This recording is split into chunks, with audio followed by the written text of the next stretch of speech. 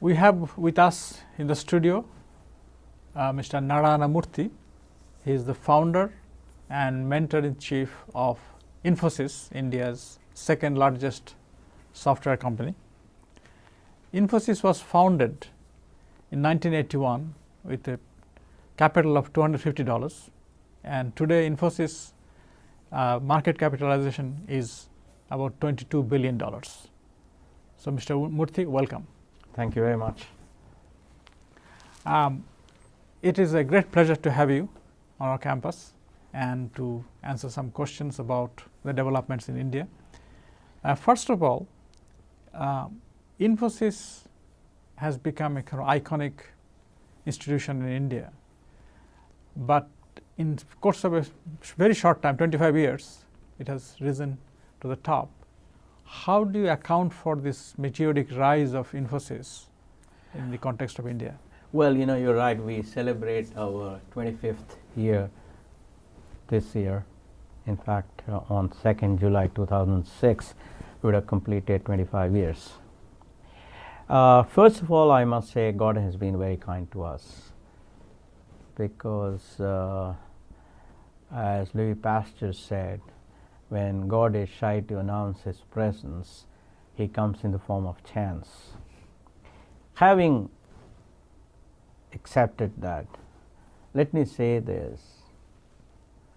Right from day one, when we founded the company, when we sat for 4 hours to discuss what we should seek in this journey, we were all unanimous that we would seek respect. We would seek respect from customers, from our employees, from our investors, from our vendor partners, from the government of the land, and from the society. And we said, if we seek respect from each of these stakeholders, we will do the right thing by them. And if we did the right thing by them, then everything will fall into place. So I'm happy that the company has not swerved from that path of seeking respect right from day one as of now, and that perhaps is one of the reasons why we have had whatever little success we have had so far. But in 1981, India was not at all friendly towards enterprise, the kind of stuff you set up. From what I recall, you had difficulty getting your first computer, getting your first telephone line, and how did you overcome those obstacles? Well, entrepreneurship is all about courage. It is about thinking of a powerful idea and then converting it into wealth. When we founded the company in 1981, we had tremendous friction to business. But there were 2 important paradigm changes that were taking place at that time. First was, of course, the PC revolution. Microsoft had been started in 1976. Mini computers and super mini computers had come into existence. Borland was about to announce the first sub-$100 software. In other words, we realized that the power of software would be unleashed in the years to come, and number 2, that software would become more and more demanded because the costs were going down and people were realizing the power of software. That was the first paradigm. The second is the paradigm of globalization. I define globalization as sourcing capital from where it is cheapest, sourcing talent from where it is best available, producing where it is most cost effective, and selling where the markets are without being constrained by national boundaries.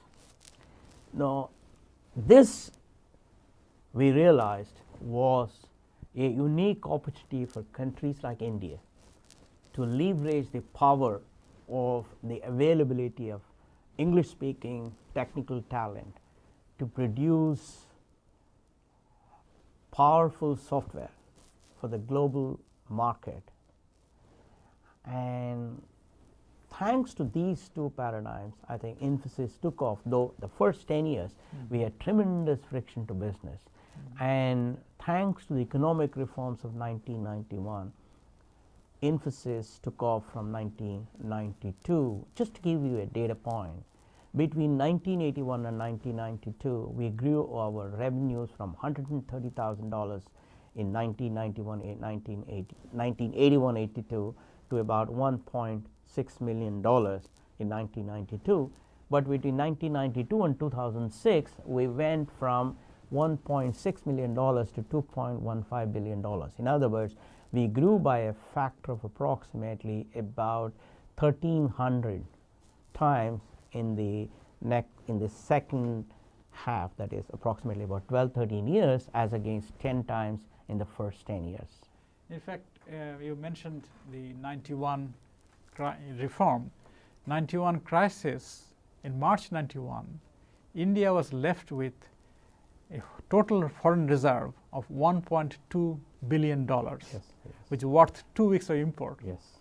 And that's exactly the amount I think you are worth of today, yourself, according to Forbes magazine. So it shows the kind of the journey you have made in this 25 years. Now the question is, apart from the availability of Indian technical talent and apart from the existence of market, you needed something to link the market to the Indian technical talent. And from what I recall, you initially took your engineers to the client site as what is called as body shopping. And that kind of model changed with the arrival of satellite and then fiber optic. Is that right? Well, you're right, because in the beginning, we had no access to data communication lines. It took us a year to get a telephone line. It would take us 2 years and about 25 visits to Delhi to get a license to import a computer worth $50,000. In other words, everything was stacked against us. So we realized that if we want to have a going business, then it is best if the talented teams from Infosys went actually to customer offices, produced the software there for them, installed it and supported them, rather than doing it from India.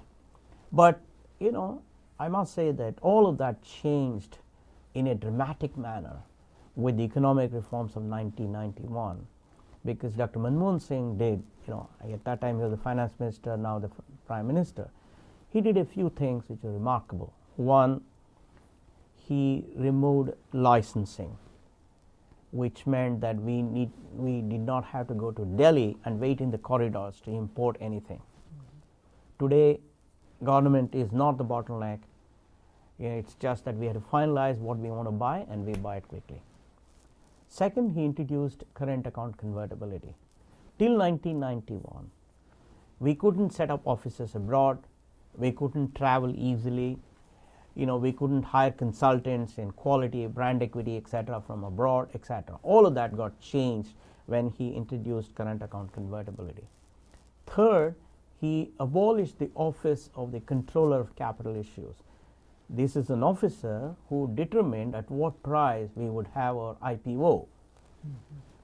And this officer had no idea of capital markets, and he would rarely allow you to list your stock at anything better than your par value, which meant there was very little incentive for entrepreneurs to list, because then you would give away so much of equity and raise so little funds.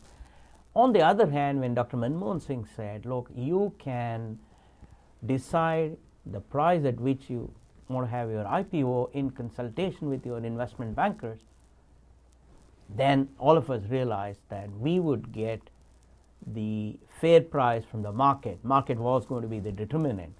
And that was another important thing he did to encourage entrepreneurship. And finally, he allowed 100% equity for multinationals. Now, IBM and Coca-Cola had walked out of India in 1977, and when he allowed these companies to have 100% equity, then what happened was we had tremendous competition in India, not so much for the market because market hardly existed, but for talent. And because there was tremendous competition for talent in India, and these multinationals had, had great name, great prestige, lot of money, etc., we had to fight for talent in competition with these great multinationals. And that exactly is what made Indian companies stronger, because that's when we realized that we have to create good infrastructure, we have to give good salaries, we have to give good work environment if we want to attract good people. I would say these are the 4 things that it did.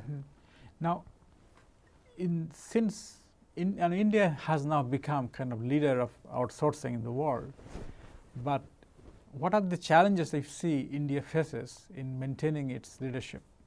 Well, there are many, many challenges.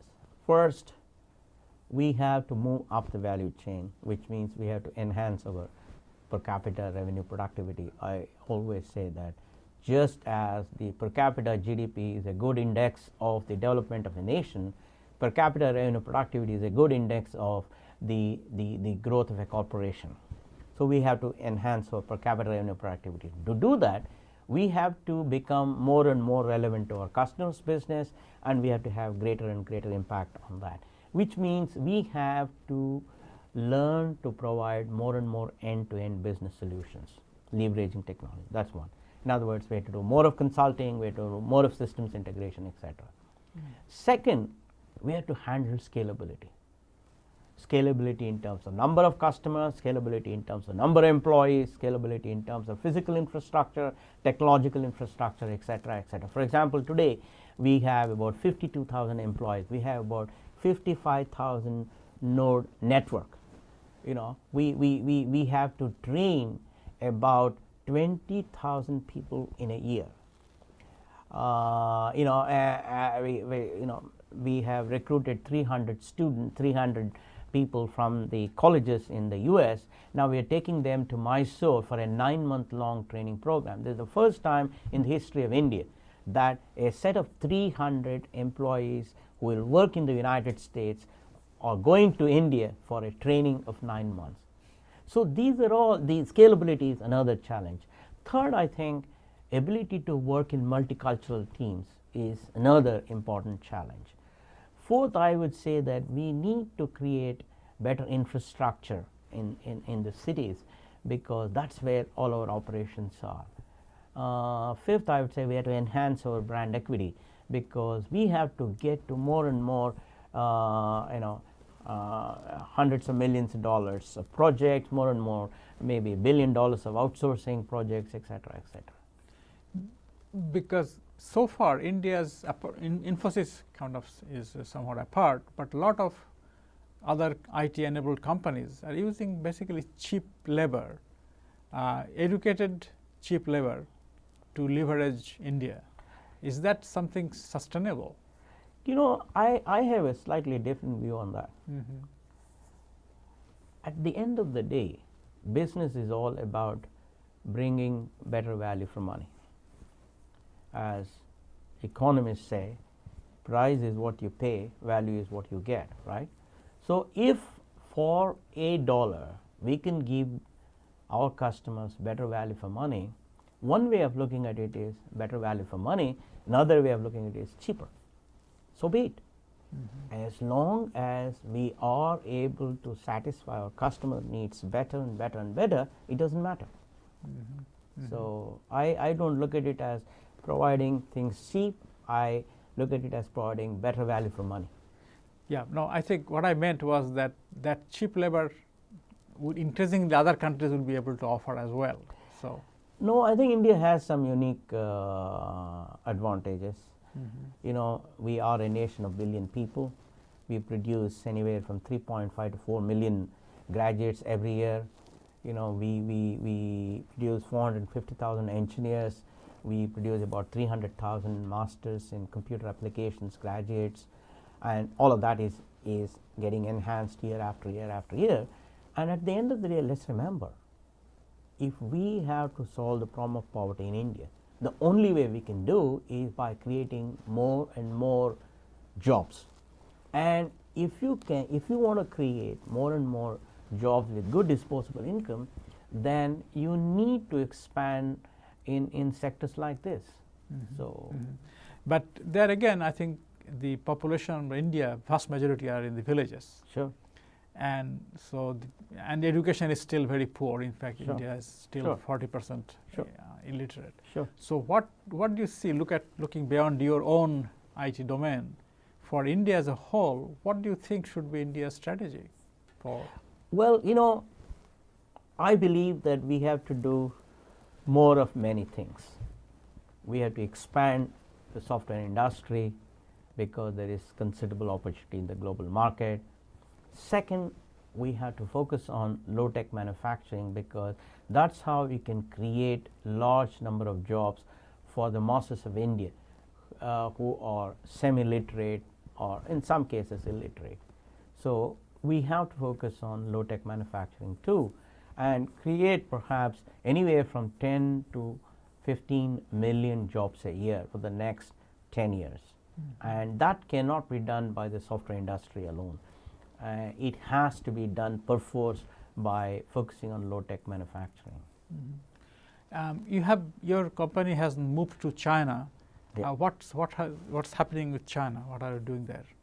Well, you know, if you want to be a high aspiration corporation today, if you want to be in the top 5 in any sector of the economy, for example, in the software services, we are in the top 5 in the world, you have to have a presence in China for multiple reasons. One, China is a fast growing market. Its GDP is growing at 10% or so. There are lots of things happening out there, so we have to have presence there. Second, like India, China too has a large population.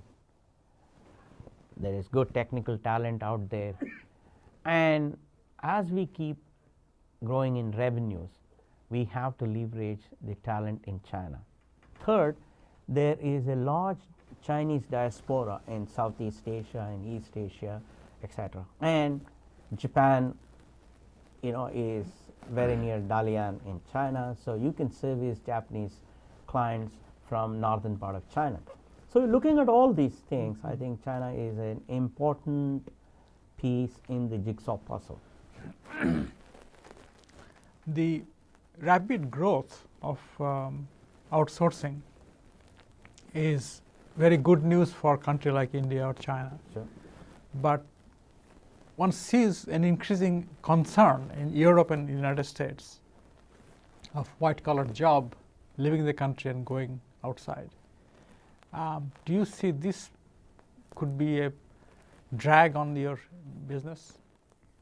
Well, you know, my view is that people in glass houses should not throw stones at others. After all, what we are doing is what we were preached to by the Western nations.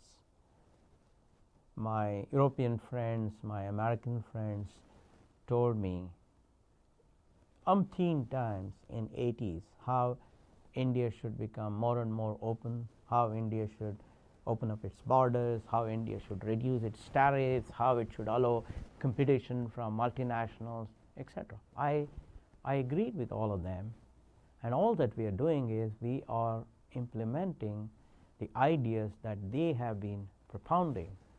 So at this point in time, just because shoe pinches a little bit, I don't think we should go back on those principles. So my view is, at the end of the day, we are making corporations in the US, in Europe, in Japan, in other countries more competitive, not just for selling in their own countries, but even in third countries. So just as we accepted, you know, liberalization, economic reform, just as we open up our borders, I believe that Western nations too would gain from such open access. And globalization has become a very contested word. A lot of people are turning anti-globalization. In India, it seems to me that India is one of the most pro-globalization country. Is that right?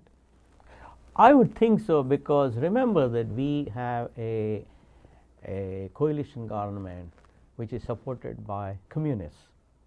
Now, in spite of that, our government has made many moves forward. You know, we increased foreign holding in the banking sector to 74%. You know, we introduced foreign participation in the retail sector. You know, we have liberalized in the civil aviation sector. So in many areas we have brought in liberalization. So when you do it in the context of a coalition government supported from the communists, I think it's not a bad record. And finally, the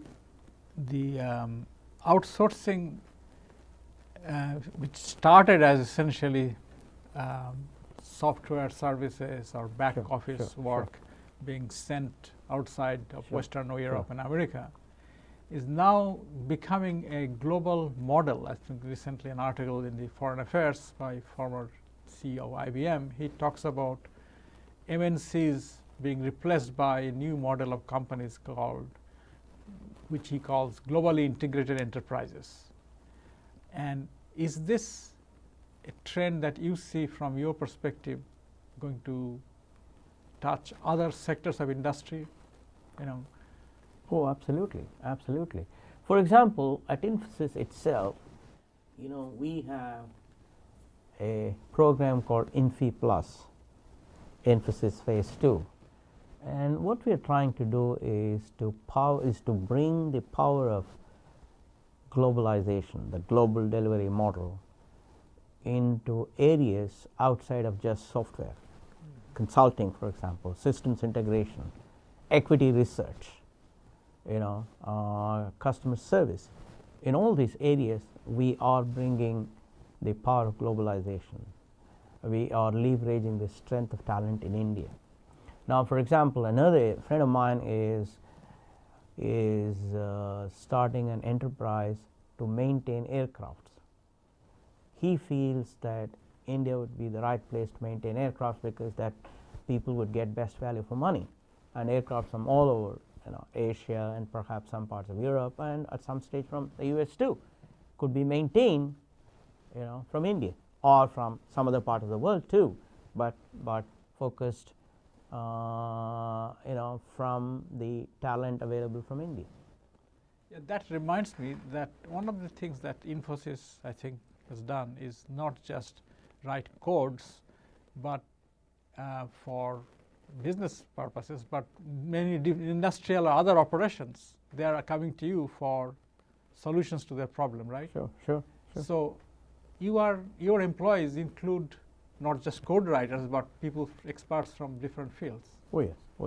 Because, you know, if we want to become more and more relevant to customers' business, if we want to have greater and greater impact in the areas of business relevance, then we have to be domain experts. We have to understand the business of the customer.